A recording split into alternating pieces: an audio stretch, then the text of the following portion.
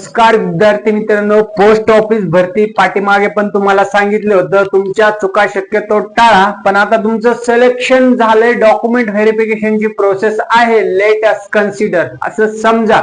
कारण आता merit list लागल्यामुळे नंतर डॉक्युमेंट व्हेरिफिकेशन असणार आहे. त्याच्यामध्ये जर तुमच्या ह्या मागे झालेल्या चुका असतील किंवा आता तुम्ही सुधारू शकता काही चुका, जेणेकरून तुमचं झालेलं सिलेक्शन फायनल होऊ शकतं. परंतु जर चुका नाही सुधारल्या तर सिलेक्शन सुद्धा तुमचं रद्द होऊ शकतं. कुठल्या चुका आहेत तर डॉक्युमेंट व्हेरिफिकेशन करता वेळेस जर तुमच्या फाइंड आउट झाल्या तर तुमचं झालेलं सिलेक्शन रिजेक्ट होऊ शकतं. त्या एक 6 ते 7 चुका आहेत. परंतु तुम्ही बिलकुल घाबरून जायचं नाही, सगळ्या चुकाचं सोल्युशन आपल्याकडे आहे. रेअर केस एखादी सोल्युशन नसू शकतं, परंतु तुमचं रिजेक्शन होण्यापासून वाचण्यापासून बरीचशी सगळी माहिती तुमच्यापर्यंत पोहोचणार आहोत. म्हणून व्हिडिओ शेवटपर्यंत पहा राजांनो. बघा, ज्यावेळेस तुमचं मेरिट लागेल, तुमचं मेरिट मध्ये नाव येईल, त्यावेळेस मित्रांनो तुम्हाला डॉक्युमेंट व्हेरिफिकेशन साठी कॉल लेटर येईल. म्हणजे काय, किंवा SMS येईल, मेल येईल, किंवा एक त्याला आपण कॉल लेटर म्हणतो ते येईल. डॉक्युमेंट व्हेरिफिकेशनला जाताना सर्व डॉक्युमेंट तुमचे ओरिजिनल प्लस 2 झेरॉक्स सोबत ठेवायचे आहेत. कुठले डॉक्युमेंट आहेत ते याच्या अगोदर सुद्धा बऱ्याच वेळा सांगितलं. नसतील अजून लक्षात तर कमेंट करा, भेटून जाते डॉक्युमेंट्स. सुरुवातीला डॉक्युमेंट व्हेरिफिकेशन मध्ये जर तुम्ही या चुकीमध्ये घावलात मित्रांनो तर तुमचं रिजेक्शन होऊ शकतं.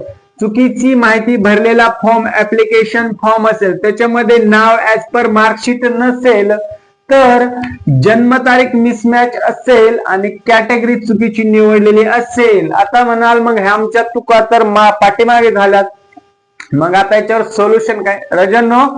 नाव जर मिसमॅच असेल मार्कशीटवर, ऍफिडेव्हिट होऊ शकतं तुमचं. डोंट वरी, काळजी करायची नाही. जन्मतारीख जरी असेल तरी होऊ शकतं, म्हणून लवकर करून घ्यायचं आहे. इथे तुम्ही पॉइंट नंबर 1 मध्ये पास झालात. ओके, नेक्स्ट पॉइंट असणार आहे 10वी मार्कशीट समस्या. राजांनो हे बघा, 10वी मार्कशीट मध्ये कोणाची मार्कशीट कुठेतरी फाटलेली असते, किंवा काहीतरी ब्लर झालेलं असतं, किंवा एकदम चिडबिचड झालेले असते, गडबडीत काहीतरी चुरगाळलेले असते, किंवा ब्लर दिसतं, किंवा व्यवस्थित नसते. काही कारणावस्तव असा वेगवेगळे कारण ती तशी का होते, किंवा व्यवस्थित हँडल न केल्यामुळे. तर मग तुमचं ज्यावेळेस डॉक्युमेंट व्हेरिफिकेशन होईल त्यावेळेस जर मार्कशीट अशी तिथल्या अधिकाऱ्याला लक्षात आली ते गडबड आहे असं त्याला लक्षात आलं तर रिजेक्शन होऊ शकतं. परंतु हा छोटा पॉइंट आहे परंतु महत्वाचा आहे, म्हणून व्यवस्थित काढून ठेवायची. फाटलेली असेल तर तिला व्यवस्थित आयडेंटिफाय, तिला थोडक्यात लॅमिनेशन करून घ्या. चला, नो इश्यू, म्हणजे तुम्हाला टेन्शनच राहणार नाही. किंवा तुमचं बोर्डचं जे नाव असेल ते मिसमॅच असू शकतं. महाराष्ट्र टेट बोर्ड असेल तुमचं, किंवा कुठलंही बोर्ड असू द्या, त्याचं नाव त्याच्यावर मार्कशीटवर असायलाच पाहिजे. ठीक आहे, हे जर नसेल तर तुम्हाला थोडा इश्यू येऊ शकतो, परंतु ह्या गोष्टी असतात. किंवा बाय चान्स चुकून एखाद्याचा नसत. तिसरा पॉइंट त्याच्यात आहे रिझल्ट अवेटेड अप्लाय.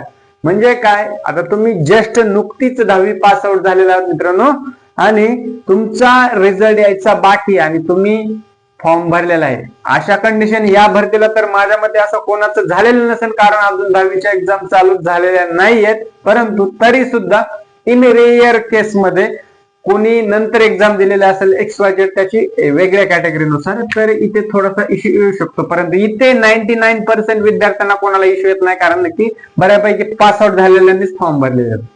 चला, थर्ड पॉइंट आहे राजांनो, कास्ट सर्टिफिकेट इनव्हॅलिड असणे, सेंट्रल फॉर्मॅट नसणे, validity non criminal outdated. 3 point एक साथ आहे तिथे, आणि याचं तिघांचं सुद्धा सोल्युशन घेऊन आले. फक्त इथे रिक्वेस्ट अशी राहील तुमची, तुमचा जो काही प्रॉब्लेम असेल कमेंट करा. प्रॉब्लेम तसा झाकून ठेवू नका राजांनो, सगळ्या प्रॉब्लेमचं सोल्युशन मी तुम्हाला सांगतो.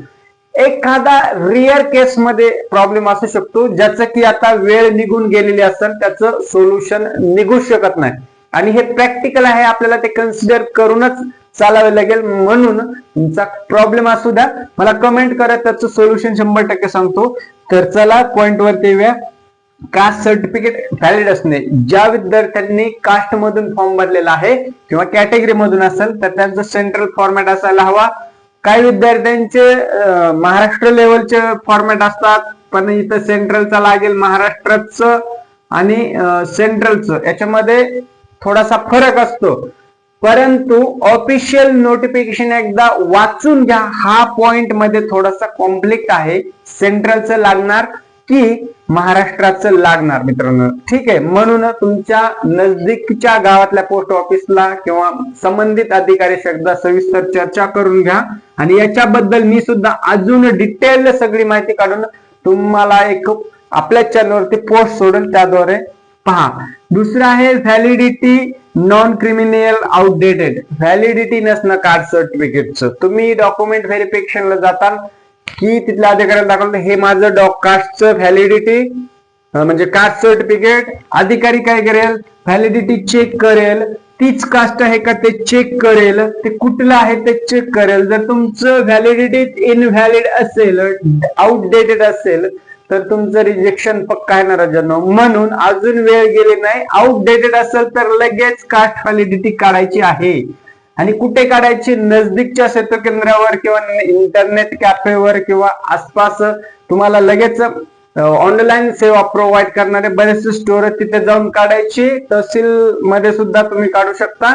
वेगवेगळे तुम्हाला सोर्स अवेलेबल आहेत, तर काढून ठेवायचे आहे, ठीक आहे. दुसरं नॉन क्रिमिनल आउटडेटेड.